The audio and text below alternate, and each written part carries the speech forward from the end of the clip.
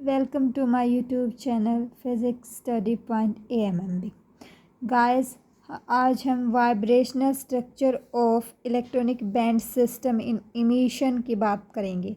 मतलब कि हम जो हमारा इलेक्ट्रॉनिक ट्रांजिशन के ड्यूरिंग जो हमारी वाइब्रेशनल ट्रांजिशन हो रही थी उस बात को हम इमिशन के केस में डिस्कस करेंगे कि कैसे इलेक्ट्रॉनिक जो हमारे ट्रांजिशन होती है उसमें जो वाइब्रेशनल ट्रांजिशन इन्वॉल्व होती है उससे जो हमें बैंड मिलते हैं वो कैसे मिलेंगे और उसको हम जैसे उनके अंदर सेपरेशन है वो कितना आएगा, ये हम सब आज इस टॉपिक में डिस्कस करेंगे। तो हमारा फर्स्ट पॉइंट है in a electronic transition all three is that electronic rotational and vibrational energy of the molecule changes। जैसे कि हमने जब फीचर्स किए थे और इसका जो इंट्रोडक्शन किया था इलेक्ट्रॉनिक अपने जो स्पेक्ट्रा का, तो उसमें भी हमने यही डिस्कस किया था और यही बताया था कि जो हमारा जब इलेक्ट्रॉनिक ट्रांजिशन होती है तो उसके कोरस्पोंडिंग क्या है कि वाइब्रेशनल ट्रांजिशन भी होएगी और उसके कोरस्पोंडिंग रोटेशनल ट्रांजिशन भी होएगी। तो उससे क्या होगा, तीनों ही एनर्जी चेंज होंगी। जब इलेक्ट्रॉनिक ट्रांजिशन होती है तो वाइब्रेशनल, रोटेशनल और इलेक्ट्रॉनिक तीनों ही एनर्जी क्या होती हैं, चेंज हो जाती हैं मॉलिक्यूल की। तो उसके कोरस्पोंडिंग अगर जब ट्रांजिशन होए इलेक्ट्रॉनिक ट्रांजिशन तो वेव नंबर तो लेते हैं कि जब हमारी ट्रांजिशन होती है अपर टू लोअर अब्जॉर्प्शन के केस में या जो हमारी अपर इमिशन के केस में क्या होएगा कि अपर से क्या करेगा, वो ट्रांजिशन करेगा लोअर स्टेट पे, तो उसमें कितना डिफरेंस आता है तो वो हमारा वेव नंबर हो जाएगा। The wave number that represent electronic transition are given by, कि जब हमारी ट्रांजिशन हुई हमारी इमिशन के केस में अपर टू लोअर आया तो उसमें क्या हुआ, हमारा वेव नंबर है वो कैसे शिफ्ट हुआ। तो टी ई डैश हम किसको मानते हैं, जो हमारा अपर लेवल होता है उसका, और टी ई डबल डैश किसको मानते हैं, लोअर लेवल की जो हमारी वो होता है ना वेव नंबर होता है उसको मानते हैं हम इलेक्ट्रॉनिक स्पेक्ट्रा के केस में। और जी डैश होता है हमारे वाइब्रेशनल के केस में अपर लेवल के लिए, और जी डबल डैश होता है वाइब्रेशनल के केस में लोअर लेवल के लिए। ऐसे ही हमारे रोटेशनल की बात करें तो एफ डैश अपर के लिए और एफ डबल डैश हमारे जो लोअर बैंड होता है या लोअर जो हमारी लेवल होते हैं उसके कोरस्पोंडिंग हमारा क्या होता है, वेव नंबर होता है। For a given electronic transition T E dash minus T E double dash constant से म्यू ई। तो हमने क्या किया कि न्यू ई माना तो क्या कि जैसे आपको पता है जब इलेक्ट्रॉनिक ट्रांजिशन होगी तो ऐसे हमारा जो बनेगा हमारे पास जो पोटेंशियल का बनते हैं, तो देखो भाई जो एक लेवल से दूसरे लेवल पे होगी तो फिक्स है ना, तो ये फिक्स है तो कुछ भी मान सकते हैं, हम कांस्टेंट मान सकते हैं इसको। तो हमने क्या मान लिया, न्यू ई मान लिया है। And g dash and g double dash क्या होंगे, हमारे जो कोरस्पोंडिंग है जो जिसमें ट्रांजिशन हुए हैं हमारे वाइब्रेशनल लेवल में corresponding to different energy state. मतलब ये मान लिया अगर वी डैश है अपर स्टेट के जो हमारे इलेक्ट्रॉनिक स्टेट है उसके कोरस्पोंडिंग जो लेवल आए वो हैं, और वी डबल डैश क्या है जो हमारे लोअर जो हमारा क्या था इलेक्ट्रॉनिक स्टेट थी उसके कोरस्पोंडिंग क्या हमारे वाइब्रेशनल लेवल, इन दोनों में ट्रांजिशन हुई है तो उसके में जो हमारा वेव नंबर चेंज हुआ वो है हमारा g dash minus g double dash. तो अब क्या करेंगे हम, अब g dash g v nu की वैल्यू हमें पता थी, जी वी है इधर क्योंकि v is the vibrational constant या वाइब्रेशनल नंबर। तो इधर क्या था हमारा जी वी क्या होता था, omega e v plus 1/2 minus omega e x v plus 1/2 की होल स्केयर। ये हमारा अनहार्मोनिक के केस में था। जब हमने अनहार्मोनिक ऑक्सीलेटर को डिस्कस किया था कि हार्मोनिक के केस में क्या था, जो हमारे जो पास था वो क्या था, सेपरेशन कांस्टेंट रह रहा था। पर जब हमने मॉलिक्यूल्स को और अदर जो मॉलिक्यूल्स थे उनके बारे में जब स्टडी किया तो हमने देखा कि जो वाइब्रेशनल लेवल है उनके अंदर कांस्टेंट नहीं रह रहा सेपरेशन। तो अनहार्मोनिक ऑक्सीलेटर की बात आई थी और अनहार्मोनिक ऑक्सीलेटर में वेव नंबर हमारा ये आया था।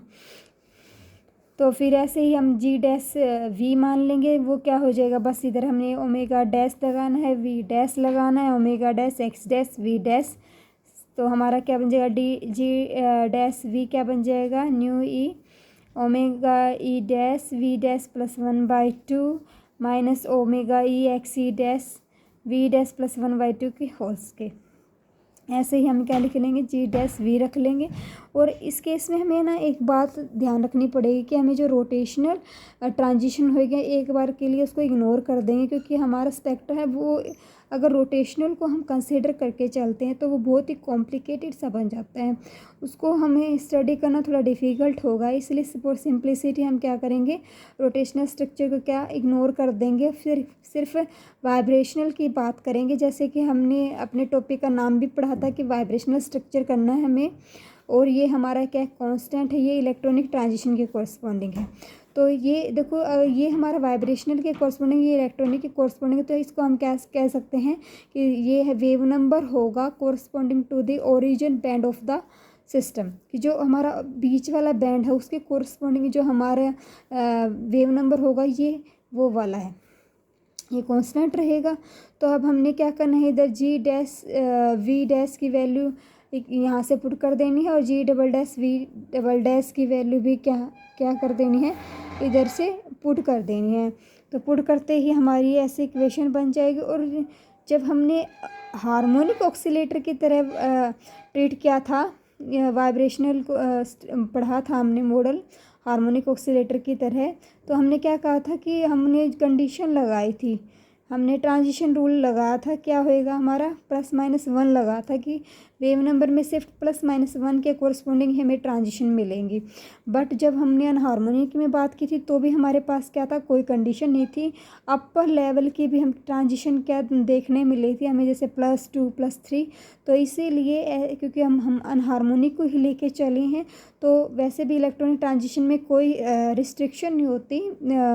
जब ट्रांजिशन होती है वाइब्रेशनल लेवल्स के तो कोई रिस्ट्रिक्शन नहीं होती। इसीलिए हमने नोट किया है for an electronic transition there is restriction on the selection rule for there is no restriction आएगा, sorry guys, there is no restriction मतलब क्या है, जो हमारा कोई रिस्ट्रिक्शन नहीं है कि B+2 के कोरस्पॉन्डिंग भी हमारी वाइब्रेशनल ट्रांजिशन हो सकती है, +3 के कोरस्पॉन्डिंग भी।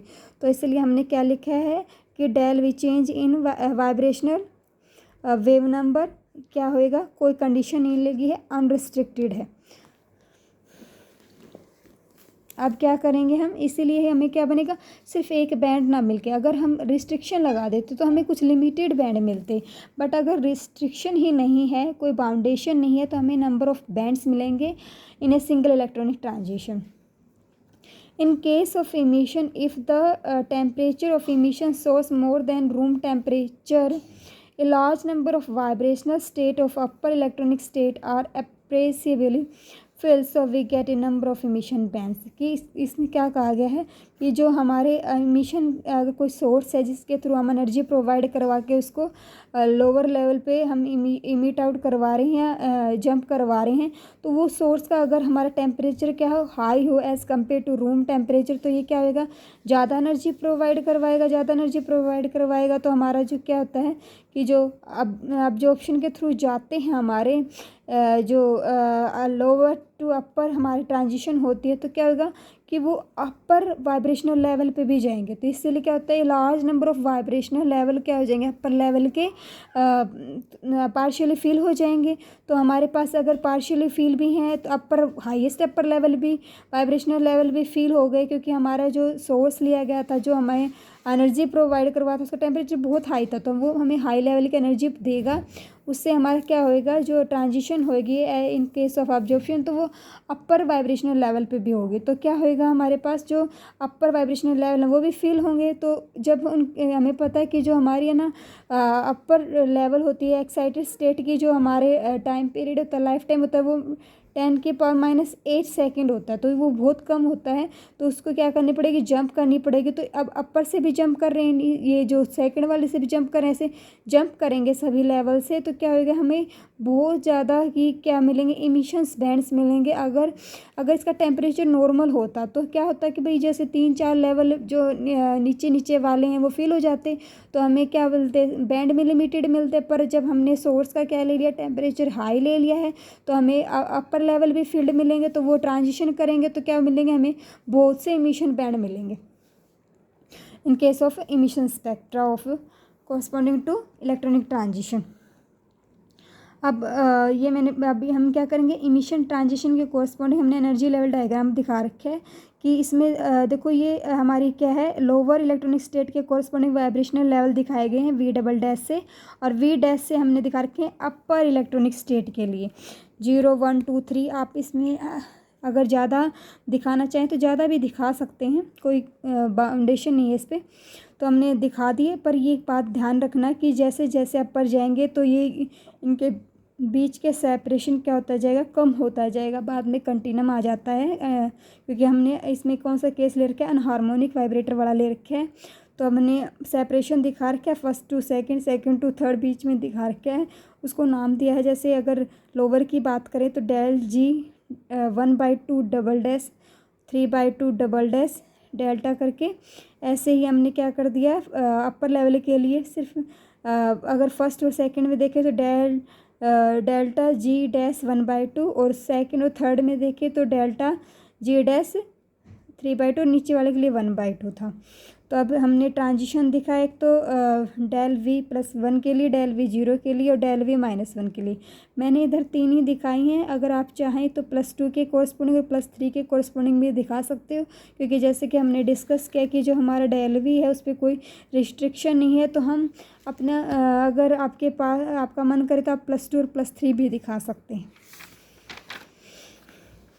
अब हमें है ना, जो हमारा इमिशंस हमने इमिशन के कॉरस्पॉन्डिंग जो एनर्जी लेवल्स बनाए थे उसको डिस्कस करने के लिए, उसको एनालाइज करने के लिए हमने क्या किया, जो हमारे वेव नंबर हैं उसको हमने एरे की फॉर्म में अरेंज कर दिया। जब हमने इसको एरे की फॉर्म में अरेंज किया तो इसे कहते हैं हम D cylinder table.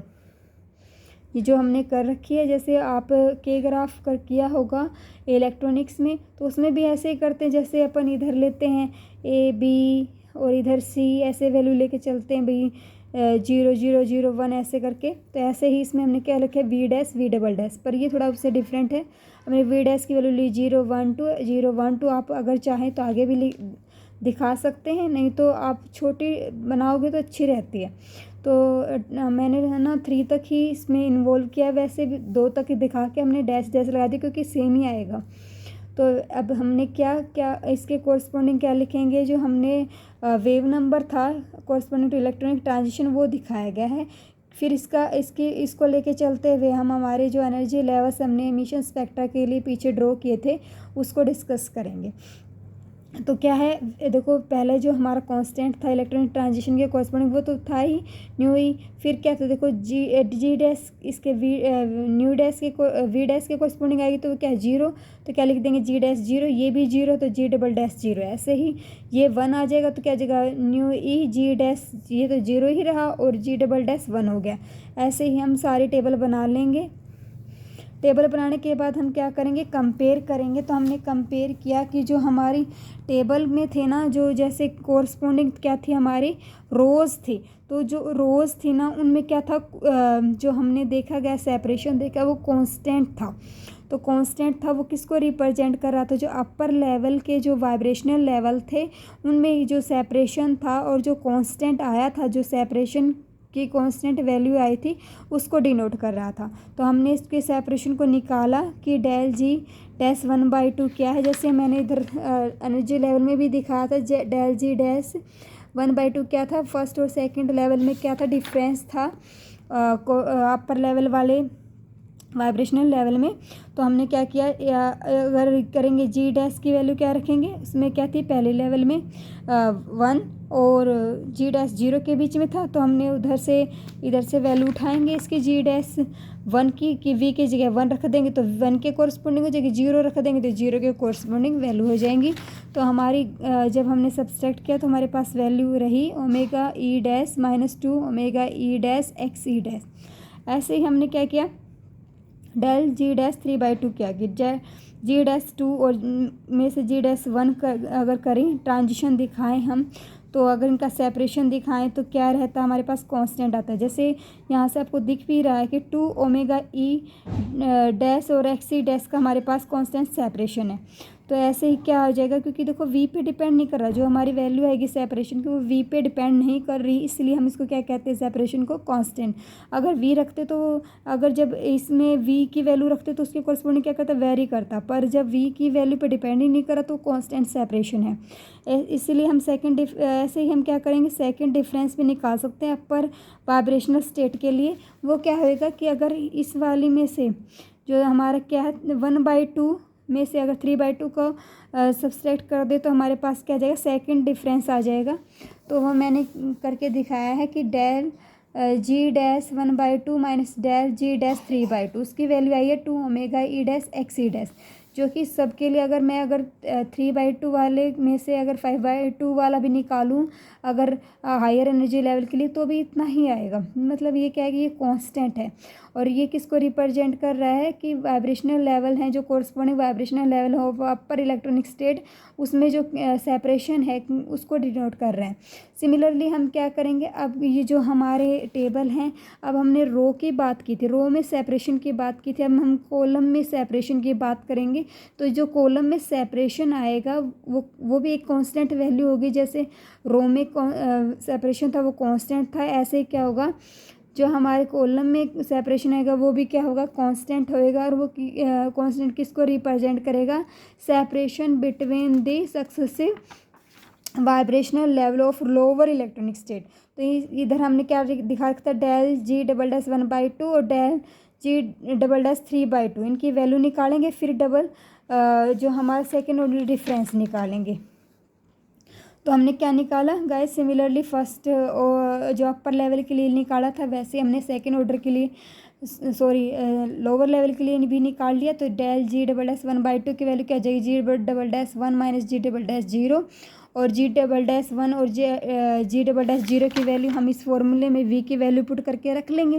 We value अगर 1 पुट करेंगे तो जी डबल डैश 1 की वैल्यू आ जाएगी, अगर जी डबल डैश अगर हम इधर 0 पुट करेंगे तो जी डबल डैश 0 की वैल्यू आ जाएगी। और घटाने के बाद हमारे पास क्या बचेगा, हमारे पास बचेगा omega E double dash minus 2 omega E double dash x e dash, जैसा कि जो हमारे अपर लेवल में बचा था कांस्टेंट वैसा ही बचा है।